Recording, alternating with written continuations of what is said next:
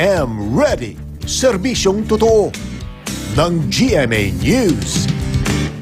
Naglabas ng thunderstorm advisory ang Pag-asa para sa ilang lugar sa Mindanao at pinag-iingat po sa posibleng pagbaha ang mga taga-Tawi-Tawi, Surigao del Sur, Agusan del Norte, Agusan del Sur, General Santos City at Davao Oriental.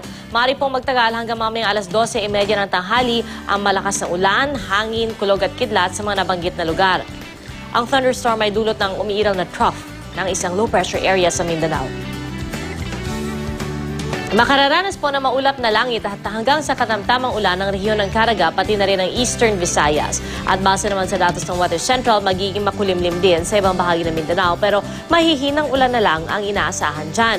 Asahan din po yung maulap na langit sa Central Visayas na sasabayan ng katamtamang ulan.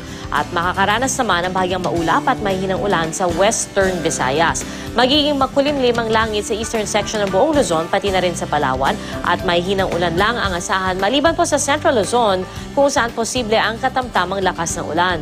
Sa Metro Manila po, may tsansa ng ulan at thunderstorm mamayang hapon at gabi at ayon po sa Pag-asa, hanging amihan ang nagdadala ng mga pag-ulan sa Northern Luzon. Ito rin po yung nagdudulot na mahigit 4 na metrong alon sa northern seaboard ng Northern Luzon. Sa gale warning ng ahensya, pinapayuhan po ang mga mangingisda at may maliliit na sasakyang pandagat na iwasan munang pumalaot dyan. At para po sa iba pang detalye, bisitahin lang po ang GMA Weather webpage o ilike at i-follow sa Facebook at Twitter. Ito po ang GMA Weather I Am Ready, serbisyong totoo ng GMA News.